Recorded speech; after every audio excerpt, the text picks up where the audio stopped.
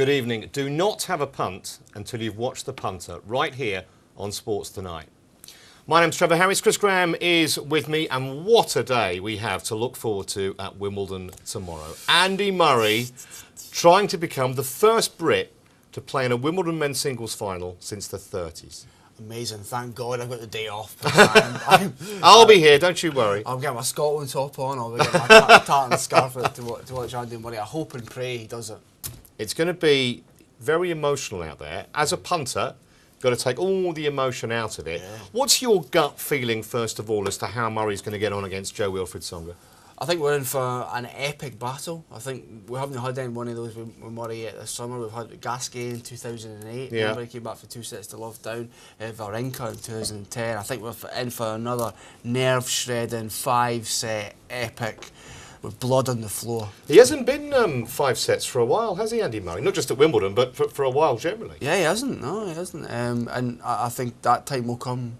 That time will come tomorrow. I think it's going to be a hell of an afternoon. For those who only tend to get into tennis at Wimbledon time, give us a heads up on Tsonga. I mean, what kind of a player is he? Because it seems to me he gets around the court. He's one of those you can never count him out of a game. He's one of the most popular players on the tour. People love him because he's got such an exuberant, great smile about him. He always plays a smile on his face. Magnificent guy. He's number 6 in the world.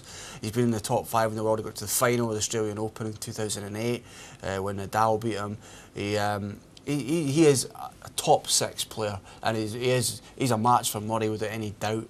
I mean, those who've already backed Murray or who backed Murray on the outright market before the start of the tournament, I mean, he's had to come through the hard way. I know Nadal was knocked out, but he's had to beat Bagdatis and Ferrer, and these are good players. Yeah, and Karlovic as well. Yeah. It's a tough route. And a lot of Cilic. And Cilic as well, yeah. A lot of people were writing him off, let's be honest. A lot of people expect him not to get to this last fight of the tournament, but it's happened, and he deserves a lot of credit. Now, though, he's got to step up, where he failed in 2009 against Roddick, where he was favourite to win that semi-final. He's got to step up and make a Wimbledon final for the first time in his career. I hope he does it. The odds are interesting because do you think it's almost worse in a way for Murray to be favourite? I mean, I guess he has been for all his matches up till now. He won't be for the final if he gets there, we know that much, but he is favourite to win tomorrow. Well, it's kind of got echoes of that semi-final in 2009, isn't it? Against Andy Roddick, when he went into that in great form and was a strong favourite to beat the veteran Roddick, but he was beaten 3-1 that day, so maybe the pressure got to him that particular day. I hope that doesn't repeat itself 3 years on. Well, let's have a look at the odds then. And Murray's a very, very warm order, as you can see. 4-9, big odds on, and Tsonga is a 2-1 shot. I can't believe there'll be too much money for Tsonga. It almost feels horribly unpatriotic. It doesn't normally stop me, I must say, but I don't fancy him. I fancy Murray to win it. I do as well. I wouldn't get involved in Murray at 4-9 though. I think we're looking at maybe Murray 3-2 in sets, small stakes, play the correct set score market. So you think it'll be 3-2? You think I do. I really think we're in for an epic battle here. Tsonga will push him all the way. He famously beat him in the 2008 first round of the Australian Open. That's the only time though, isn't it, that he has beaten him? In a Grand Slam, yeah, definitely. I think he's 5-2 overall head-to-head, but it's the first time in a Grand Slam. I remember that vividly. It was horrible. It was a Monday. I got up at 6 o'clock in the morning to watch it for that particular game. Right. It was a horrible morning. My girlfriend had told me my ex-girlfriend told me the night before that she'd met somebody else. So it never rains, but it pours. This fixture just scares me. I'm not against something, but I hope it works out today. No more bad luck, please. No, well, I mean, it should be a good game. They're both attacking players by nature, and that's almost the key to Murray. When he attacks from the start, he looks so much a better player. He can be a little nervous and highly strung early on in games, can't he? We saw that, I think, more this year than any year. Yes. He's dropped. He's lost more first sets than he ever has at Wimbledon. He dropped service a lot. We saw it against Ferrer and yesterday as well. So he needs to sharpen up his concentration, I think, in the opening set. That's the key for me here. But I think we're in for a 5-set nerve shredder, and I think half the country will be delighted if Murray comes through and half won't. I think you got that wrong. I honestly do. I know there was the comment about the England football team and all that. I think that's in the past. I think people genuinely want to get behind Andy. And one thing I think is absolutely key to this match, Andy Murray's serve. He served so well so far. We have seen on occasions when he's produced poor performances in the past that first serve percentage gets down below 60%, and then he's in big trouble. Well, that was what really affected his career at first, wasn't it? That woeful first serve, but it has improved, and you're right, it's still a key part of his game. He's got to turn it on tomorrow, that's for sure, definitely. Well, if Andy Murray versus Joe Wilfried Tsonga isn't enough for you, we've got another semi-final that promises to be an absolute belter.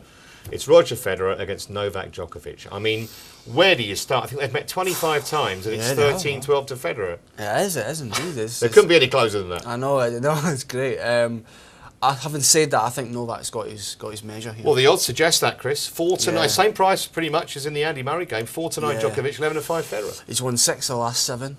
That is a key stat, isn't it? That's a key stat. And you know, a lot of Federer's wins came back at the middle part of the previous decade, where he was by far the best player in the world. Novak's deservedly got that top spot now. Djokovic has beaten him even when he's been outsider in the 2008 US Open semi-final, the 2010 US Open semi-final as well. Although Federer beat him last year at the French, but I think Djokovic now is just a much better player. Federer's been unconvincing. He beat Eugenie quite well yesterday. Eugenie was poor though, wasn't he? He was. I mean, he even wanted help from Prince William. That's how bad he was. He was asking for help. Wouldn't mind some help from his wife. But no, yeah, me too. But yeah, I just think, you know, Djokovic is too strong here. I can see him winning in 4. There's no form line on this surface. They have never met on grass. I couldn't believe amazing, that. Eh? I couldn't. I had to read it twice. I couldn't believe it. What a start that is. And you know, Federer was the king of grass in the last decade, but Djokovic, you know, I still think he's been the most impressive player so far in the draw. I don't think he's been playing at 100%. He seemed to lose concentration against Mayer yesterday, and certainly in that opening set. But I just think he's the king of grass now. I can see him winning Wimbledon again, and I just think he'll be too strong for Roger tomorrow. One of the things, if punters do want to back Federer at a price, you know you're going to get, well, you're backing a trier, because he will never ever give up. Sometimes when you back a horse, you think, oh, or a football team or whatever, or a golfer, and you think you just lost it. Federer won't do that. Well, he might lose, but he won't do that. Yeah, I mean, he's just one of the greatest sportsmen in the last 30, 40 years, isn't he, without any doubt. But he drifted to 2-1 to win his 4th round game against Melise. Remember, he got injured. There was a back scare, wasn't there? Yeah, and he drifted to 2-1 in a place, which was extraordinary when he looked in real danger in that opening set. But you're right, the writing was on the wall then, but he came back and he got the job done. If 4-9's a bit short for you, you could potentially back the Murray Djokovic double, which will pay about even money there or thereabouts. Yeah, it's another avenue. You might want to look at Djokovic, but perhaps in the game handicap here. Do you think Djokovic wins straight sets? 3-1, I think. 3-1. I think he'll win 3-1. All right. I think Federer, you know, win the 2nd or 3rd set, but Djokovic's just too strong for me. All right, let's have a look at the men's outright market, because obviously 4 of them left, and what intrigues me here is whether Andy Murray is going to be a bigger price than Roger Federer, because we know that Federer is an underdog in his match. Let's have a look at those prices, and the answer is it's close. Yeah. Murray is just shading second favouritism. 8-13 Djokovic, 5's Andy Murray, 11-2 Federer, and Song was an 11-1 shot. Fair play to the bet butler. He did say at the start, get on Djokovic when he was 13-8, was he? I can't remember what price he was. Something 6-4 he was on. Yeah. And I got Nadal and got that spectacularly wrong. But anyway, but yeah, no. I mean, if Murray wins tomorrow, it'll be absolutely fantastic, and Sunday will be one of the. So biggest. Here's my question to you, Chris. What price do you think? Let's assume Djokovic wins. Yeah. Let's assume Andy Murray wins. Right. What price roughly do you think Murray will be in that final? It's a great question. I would say he will be around 15-8, 2-1. Okay, so in other words, if punters think he's going to beat Tsonga, and they fancy him against Djokovic, get on now rather than don't wait. Is the advice. So 2 great men's semis to look forward to, and we got the women's final. Of course, is now sorted after the 2 semis earlier today. Serena Williams against Agnieszka Radwanska. First Pole to get to a major tournament final for 70-something years. 1937. I knew you'd be genned up on this. I knew you would. Can't see past Serena, to be honest, and the odds tend to reflect that. 1-6, wow, that's not a working man's price, is it? I mean, I did have a semi-gasp when I saw that price. It's a bit short, isn't it? 1-6, you know. I mean, she was so powerful in that semi-final. I just caught glimpses of it because I've been out all afternoon, but she's got 24 aces against... It's a record, that, isn't it? Yeah, record. She's just a powerhouse in every sense, but, I mean, you know, I'm trying to oppose her here because I don't like her. But she struggled against Zheng and Shevdova, and you know, and almost, you know, Azarenka went to the tiebreak in the second set, semi-final. You know, would I want to play it 1-6? I'm not saying she's not going to win, but if I was having a bet in this game, I might be looking at 2-1. Williams to win 2-1 in sets, so 1-6 doesn't appeal. Much as I was saying earlier with Andy Murray, the serve is crucial. Yeah. When Serena's serving at her best, she's almost unplayable in the women's game, I think. She is. I mean, it's just she must be one of the most powerful women that's ever played the game. She's just extraordinary, and she's, you know, it's just women against boys when she plays. It's the second night in a row I've used that quote. I've used that. I hope someone enjoyed it. But yeah, no, she's just extraordinary. But the case for Radwanska, I don't know. I had a look at previous finals in the 21st century, and there's been players who went into the final, in the first Wimbledon final, who were outsiders, who've won. Kvitova last year, yes. Venus Williams herself in 2000 against Lindsay Davenport, Maria Sharapova in 2004, who beat Serena, and Emil Mauresmo in 2006, who beat Justin Enan, who was a strong favourite. So the trend suggests that sometimes it's not such an overawing occasion for the novice in that Wimbledon final, and I hope she beats her.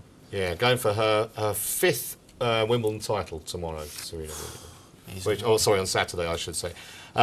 Should be a great game. Some fantastic tennis to look forward to still. Wimbledon, of course, the climax on Sunday with the men's final. And if you're backing Andy, or even if you're not, we'll keep him crossed till he gets to the final and probably takes on Djokovic. So much for the tennis. When we come back, is it TTFN to RVP as Van Persie says he is not going to renew his contract? How does that affect the betting on all sorts of markets? Find out in just a moment.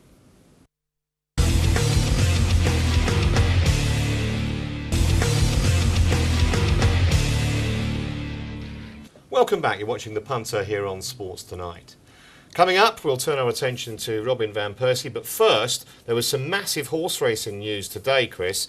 The favourite for the Eclipse, a very short favourite, so you think, withdrawn lame, and all those anti-post punters done their dough, unfortunately. Yeah, very, very sad news. It's probably, we'll never see him again. It's going to be his last race, wasn't it? Yeah, you might run in the end of the season in the Southern Hemisphere, but or rather in Hong Kong, Japan, that kind of area. But in terms of seeing him in Britain and Ireland, well, no, that's it, I'm afraid. A horse of divided opinion, I'd have to say. So what you think? It shows you kind of the vagaries and the pitfalls of anti-post betting. On the one hand, on the plus side, you get a bigger price as a rule because you're taking more of a chance betting ahead of time. On the downside, if you back this horse on the day, it's a non-runner, money back. You back it anti-post, goodbye. I'll make a prediction here. I think in the next decade, I think we'll see changes to the anti-post. Really? What do you think will happen? I think you might get half your stake back if this kind of thing happens. Or racing needs to compete for every pound in the betting man's pocket at the moment, because it's no the football's almost overtaken it now. So I think it needs to reflect that and be a bit more competitive in terms of its terms. There aren't too many other walks of life, are there, where you put some money down and because of circumstances outside your control, you lose it. Exactly. It's the same when horses get stuck in the stalls as well and don't come out. You lose your money as well. Yeah. Those, I can see those going, those rules. Interesting. Well, I think we can have a look at the market for the reformed market, as it were. I mean, I guess the other side of what we're talking about is if you've backed some of So You Think's rivals, you've got a much better price than you'd get now. These odds, I mean, even yesterday when we were here, Chris, I think Farr was about a 4-to-1 chance, and Nathaniel, the other one you liked, was 13-2. Yeah, he was 9-to-1 on Monday. So if you got 9-to-1, well done you. Nathaniel was just too short now for me. I know, I was looking to take on So You Think. Yeah. So even with that in mind, I think Nathaniel was a bit too short, 100-30. Farr, like I said last night, is the interesting one. Just 4 runs, 3 of those wins, and a very gallant third in the Prince of Wales Stakes too, So You Think, in his last run. But I've just been having a deeper look, Trevor. this afternoon, and I'm going to put up a horse here at a very big price, twice over. Okay. I love this horse. I just love this horse. Make the case. Trained by Henry Cecil. That's a good start. Won this race in 2010. This is its optimum distance. It loves 10 furlongs. It's won at Group 1 level, like Premier League level, 4 times.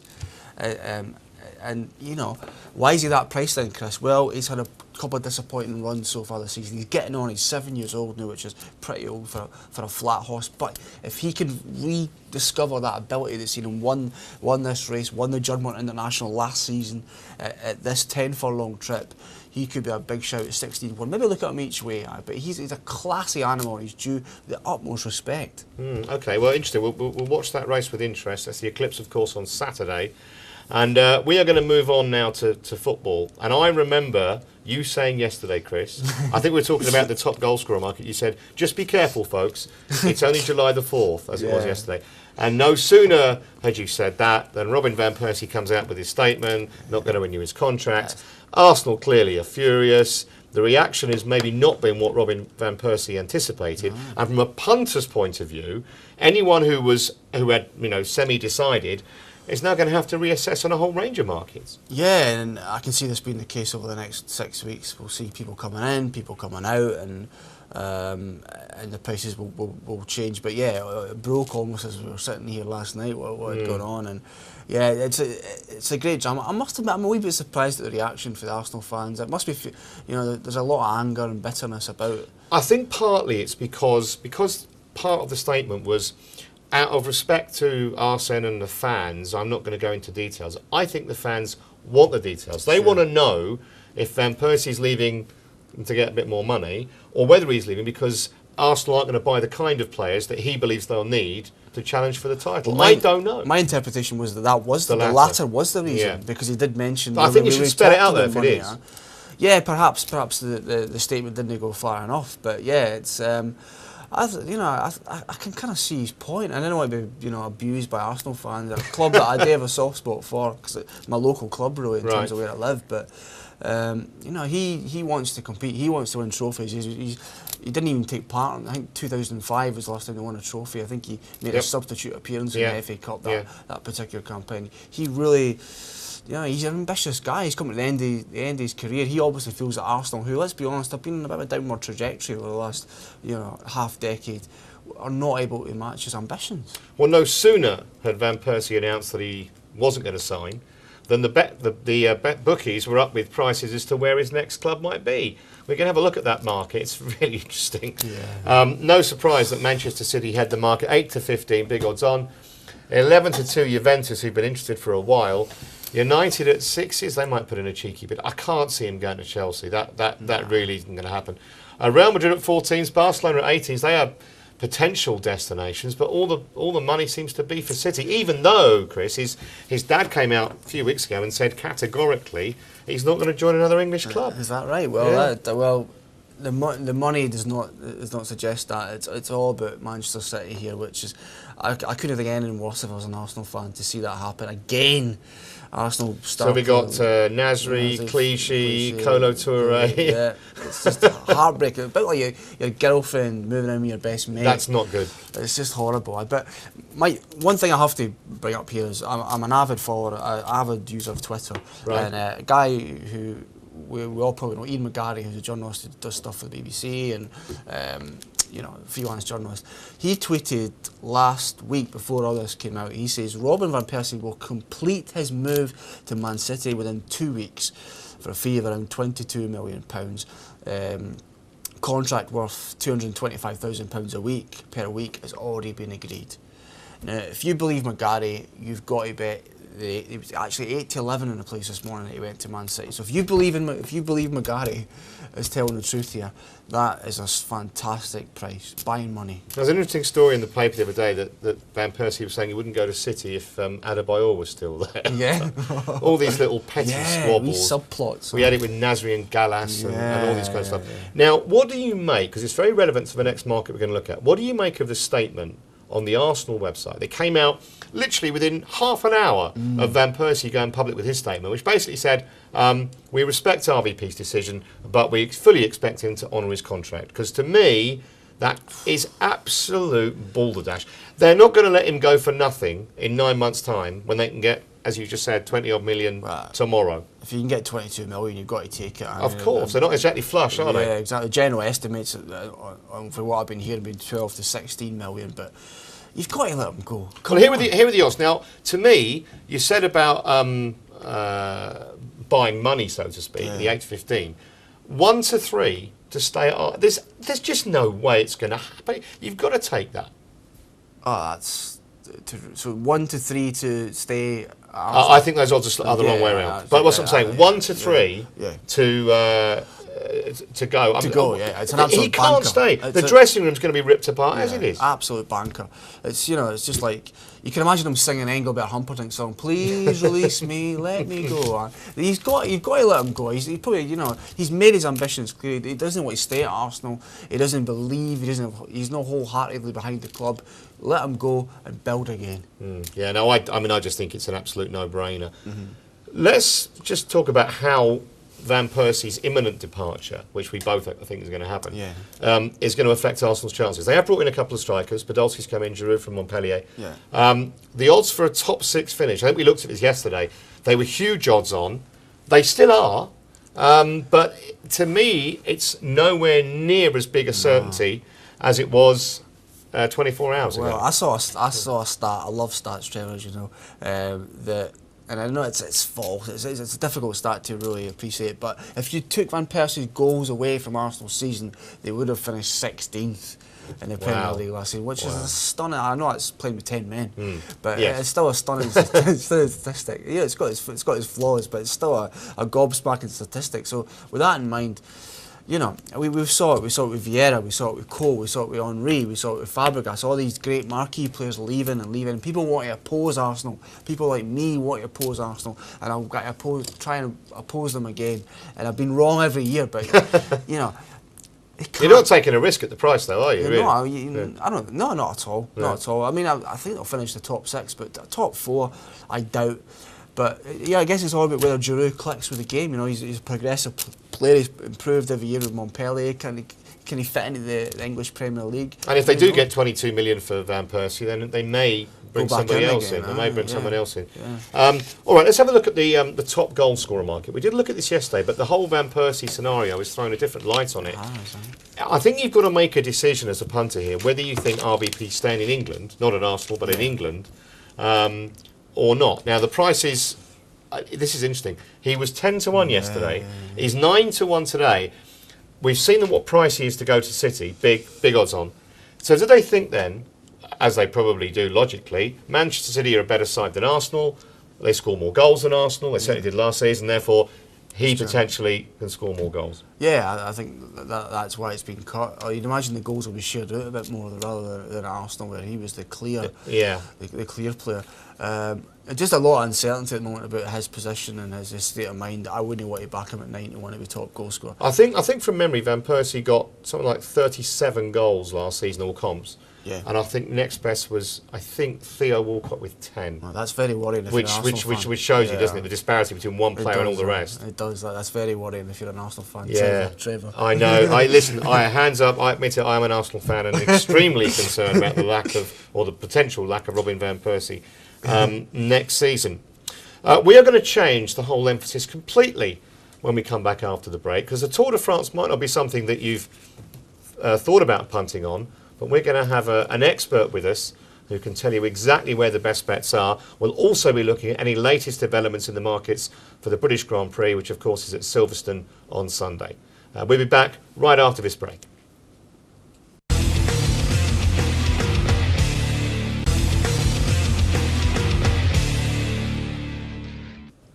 Welcome back. You're watching The Punter here on Sports Tonight. Now, Chris, I want an honest answer to this question. Have you ever had a bet on a cycling event? No. I'd love to. I'd love to get involved in it. So what stops you doing it? Just knowledge. I just don't know much about it. I'd love to. It's like every year I think, right, this is the year I'm going to get involved in the Tour de France. I watch it, research it, but it never happens. Because I was listening to a conversation on the radio a few days ago about the Tour de France and the potential excitement about the fact that for the first time ever in about 100 odd years of history, Britain Oh yeah. is favourite to win this race. Yeah, I mean, that is intriguing. I think we're going to talk about the Sports Personality of the Year later on, which kind of feeds into this. But that is an amazing achievement. I think as the years go on, we get more and more respect for what an amazing test of endurance this race is. And yeah, if Bradley Wiggins could win, it would be fantastic. Okay. Well, let's try and help you and me get some education on the Tour de France. Tobias Gourlay is with us, betting.betfair's cycling expert. Tobias, how you doing? Hello, yes, very well, thank you, very well. Good, good. Now, as you've probably gathered, we're a couple of novices in the studio as far as cycling betting is concerned. First of all, can I just ask you in general, I mean, how much money is punted on the Tour de France? Is it becoming a bigger betting event? I think it certainly is on an upward trend, mainly because of the British interest, sort of which comes out of the Olympics 4 years ago when we did very, very well, and now from the Tour itself, where we have kind of big favourites to win, certainly the yellow jersey and possibly the green jersey as well. Right. You might have to just explain to us and to the viewers, because if you're punting, you need to know exactly what you're punting on. Yellow jersey, green jersey, there's time trials. Can you demystify it a bit for us? Certainly. So the biggest prize is the yellow jersey, which is awarded to the person who gets to Paris around the kind of 3,500 kilometre route the quickest. So it's based on time. So that's the overall winner? That is the overall winner. Right. And then there's the green jersey, which is a points-based competition, and it's the kind of the second prize, if you will, and it goes usually to sprinters who have no chance of winning on time, but they are very good at winning individual stages because they have the highest top speeds, and this is their competition usually. Right. And markets are available on both these scenarios. Absolutely, yes. So there are markets on those two, and there are another couple of jerseys as well. There's a very fancy polka dot jersey for the person who's the best climber, the king of the mountains, and then there's one for young riders as well, a white jersey. Wow, I'm getting very confused with all these colours. I get the feeling though that betting on cycling maybe is one of those sports, because you know the bookies know all about football, certainly in this country. They know all about cricket and tennis and golf. Do they know as much about cycling? Do they have their own experts? Because how do they form their markets? I think certainly in the case of the Tour de France, because it happens in July, which tends to be a football off-season, you have bookies kind of sending their football men out to try and bone up on the Tour and set their prices accordingly. So I think there are big opportunities to identify value. Okay, well let's have a look at we'll come back to you in 1 minute, Tobias. Just going to have a look at the outright market first of all. The straightforward market, the guy wearing the yellow jersey at the end wins effectively, or whoever will be awarded the yellow jersey as they cycle into Paris. Here we go. There's the English favourite, Bradley Wiggins at 11-8, Evans 2-1, and I know nothing about cycling, Chris, but just in terms of betting, it's a 2-horse race according to those odds. Yeah, well, Dale Evans has won it before, hasn't he? I think he won it in 2010. I don't think he did very well last year, but he's been there. He's got the T-shirt or the jersey, as we say. And then you got Bradley Wiggins, who I think was third in 2010, suffered a bad injury last year, horrible fall. But so fantastic to see him at the top of the betting. It really is. And if he was to win this, and from what I've heard, barring an accident, he should win it. Those are the words of the Racing Post editor, Bruce Millington. Yeah, I know Bruce is well into his cycling. Yeah. Let's go back to Tobias. The odds suggest, Tobias, that it is literally a two-man race for this title. Is that how you see it, or are there others that could come into the mix? I think, yes, it probably is a two-horse race. And personally, I backed Bradley Wiggins before the Tour began a couple of weeks ago. And right now his price has shortened a little bit since then. But I'm not so sure that there's still any value there in backing him. Right. How has he started the event? Because obviously it's been going for a few days. How's he begun? He's begun very well, as we would expect. There was a very short time trial to kick things off last Saturday. He came second in that out of the 180 riders. And this is much as we expected. He gained a little bit of time on Evans. But since then, there has been an accident involving one of Bradley's teammates, and it's one of his teammates who was going to be one of the guys who was going to shepherd him through the very tough mountain stages. So Bradley's entourage is now likely to be a bit smaller than Cadell's, and this is concerning me now for that outright bet. Every time I open my paper, Tobias, I see pictures of cyclists sprawled out on tarmac having crashed. That is one of the risks in cycling betting, isn't it? I mean, is Wiggins likely to be concerned about this? Does he keep out of trouble, or might he be another victim of this? Well, he was a victim of this last year when he broke a collarbone in the first week, and that put paid to any chances he had in 2011. So it's always a big concern, whatever cycling fans are looking at betting on. Okay, all right.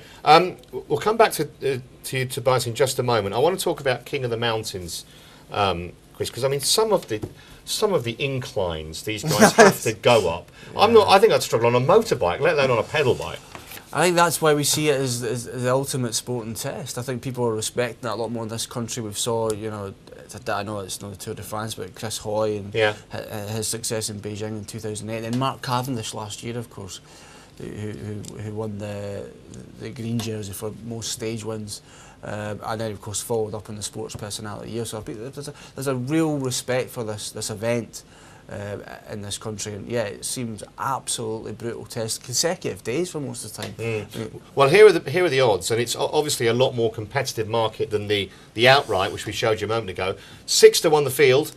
Sanchez is the favourite. Sorensen at 7, Sugerland 8, same price as Moncuti, and so on we go down. I think we need to get Tobias's view on this King of the Mountains. There might potentially be some value here, Tobias, if you could try and steer us in a profitable direction. I will do my best, but I think this is a tricky market to call, not least because the King of the Mountains has lost a bit of prestige in recent years, and so why is that?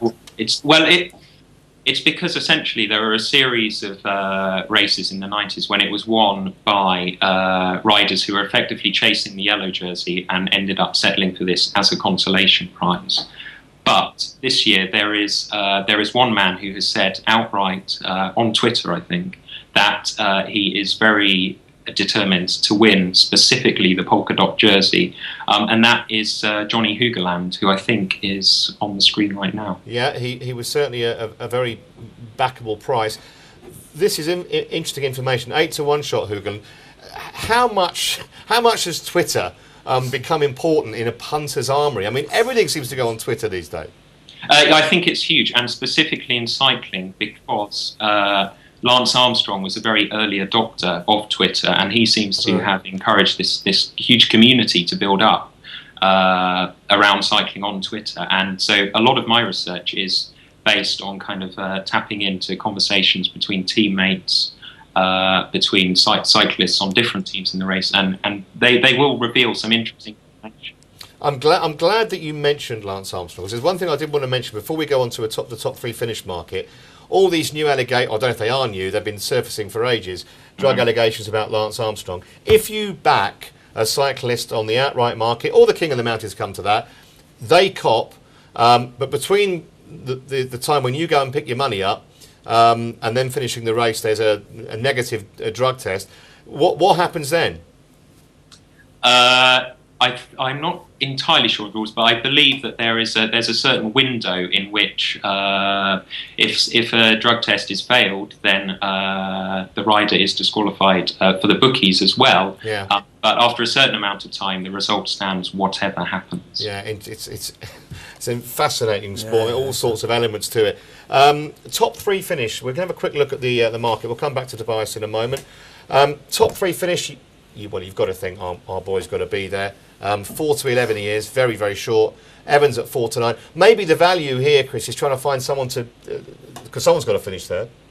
Yeah. I mean, Wiggins pretty short after what happened last year and that breaking his collarbone and stuff like that. You know, it's such a treacherous, risky event. Would you want to take such a short price on that? Yeah.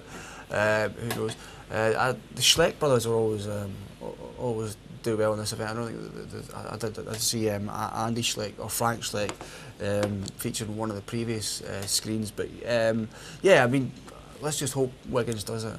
Well, let's see what Tobias can tell us about top three finish. Have you got a hunch that there might be someone at a price other than the top two we could get involved with here, Tobias? There is one man who stands out for me outside the top two. Jurgen van der Broek is a Belgian who, like Wiggins, crashed out last year, but since then he seems to have been kind of riding under the radar. He's shown good form recently.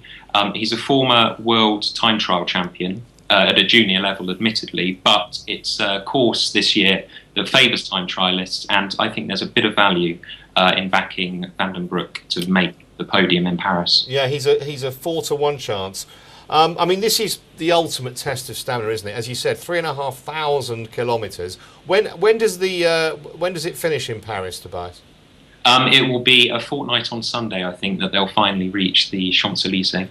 Incredible test of endurance, isn't it? The hardest event from any sport I know.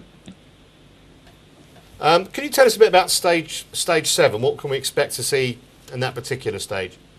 Okay, so stage 7 is Saturday's stage, and it's probably the first one in which Evans and Wiggins will have a go at each other directly. It's been a lot of cat and mouse so far. They've been they've been in the middle of the pack, taking it fairly easy. But Saturday there are some more serious climbs, and the finish is at the top of a very sharp gradient, which might separate the two of them, and it's very much a time to be watching. That'd be absolutely fascinating. Of course, there is pretty much wall-to-wall TV coverage of the Tour de France as well these days, and so many, like every other sport, so many cameras, so many angles. It's superb. Mm-hmm. Absolutely, yeah. No, there's no excuse for missing it on Saturday afternoon. Fantastic. Listen, it's been educational, Tobias. We feel we now are armed to try and take on the punters at cycling the Tour de France. So thanks very much for joining us. I'm sure we'll be back with you as the race develops. Good luck, and thank you very much for having me. No, our pleasure. Tobias Gourlay there with some, I think, pretty shrewd advice. It you can just tell when people know what they're talking about, and he clearly does. I shall be visiting my local bookmaker as soon as this show is finished and getting some bets on the old side. But it was educational, wasn't It was. I really enjoyed it. I'm going to get involved as well now. I've always wanted to, so this is the year I really should be. Bradley Wiggins at the head of the market. And the other thing is, and I used to do this, but in the days when, and you probably only this high, but when there wasn't quite so much, anywhere near as much sport on television, any sport there was, I used to try, if I wasn't interested in the sport itself, I used to have a bet, just because it completely changes the way you watch. Doesn't it? I even got into the NFL one year. And betting on the NFL is fantastic. Yeah, I know. I went 1996 was the year I got involved with the NFL. Just 1 year. I don't like America. Well, we'll be joining forces and seeing if we can sort the bookies out in the Tour de France. When we come back, and you might have heard Chris allude to it a moment ago, there is some intriguing betting on the Sports Personality of the Year, and we'll be dissecting that market in just a moment.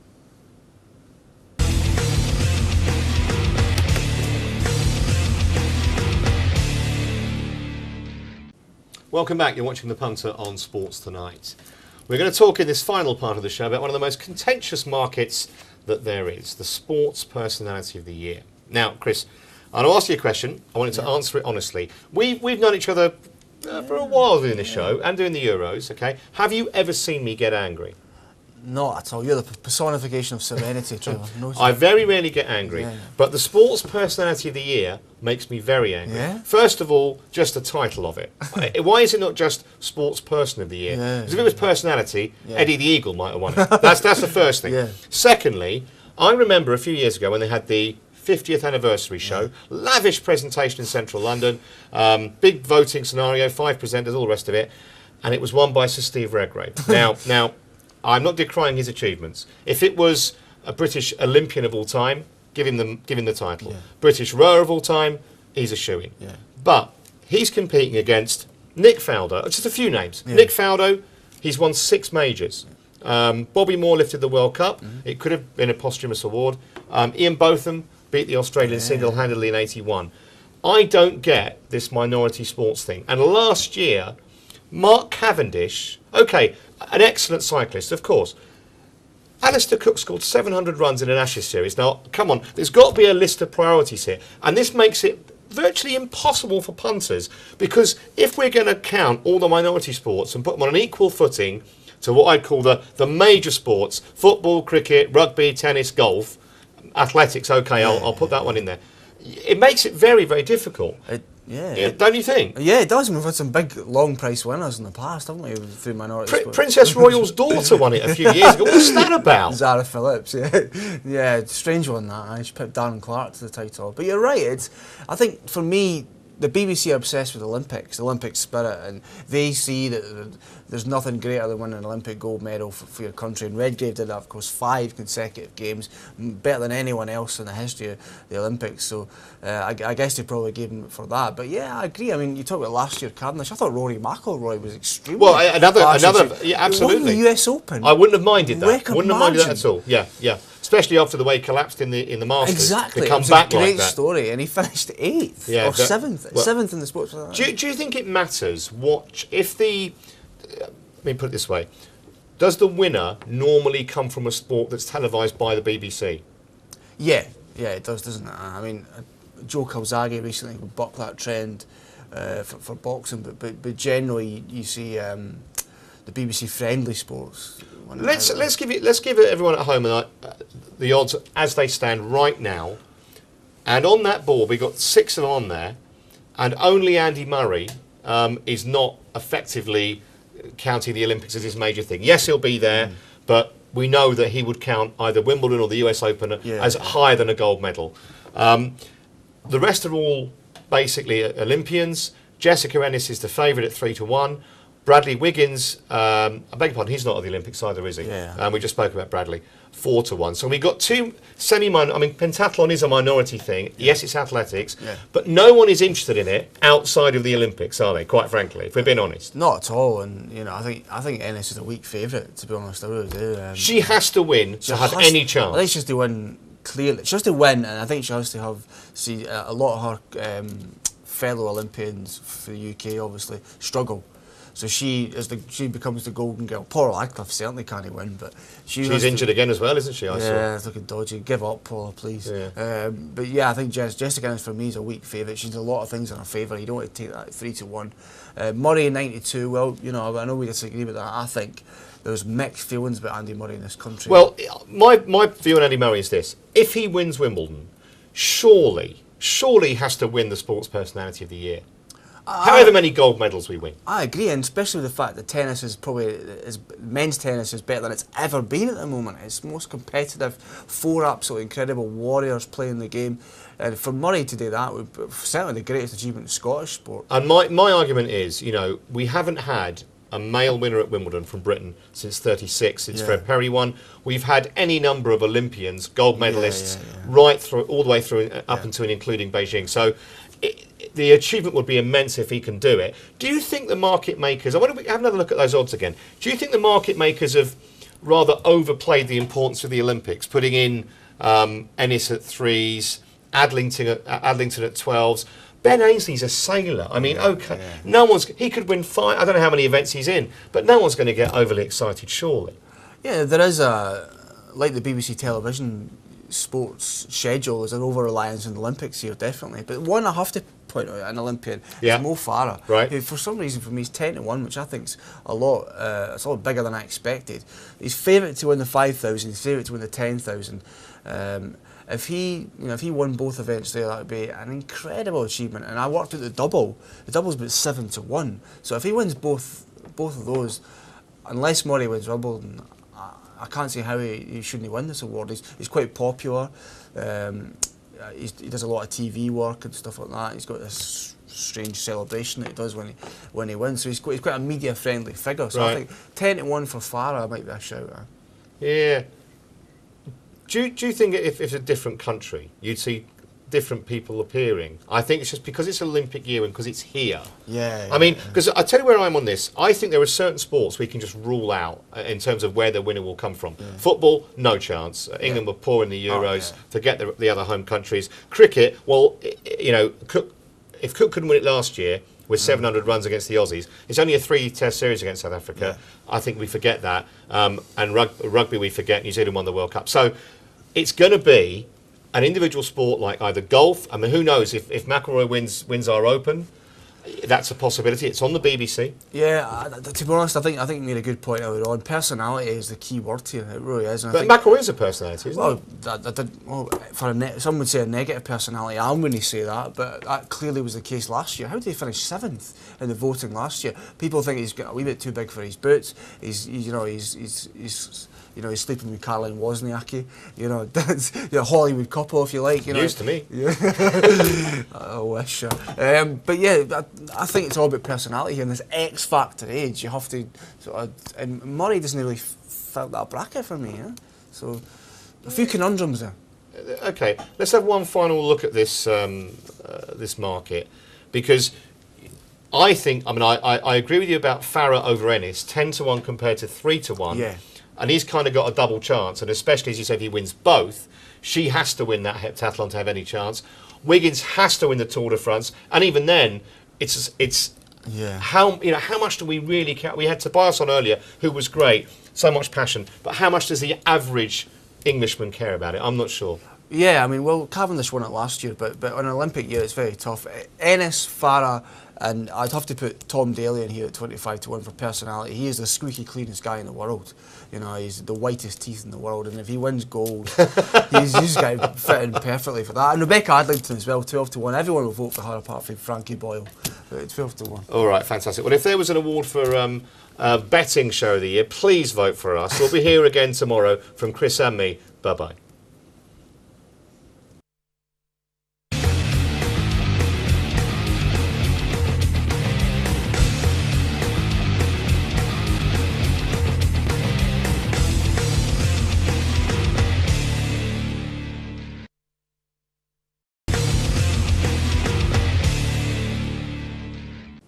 Welcome back. You're watching The Punter on Sports Tonight.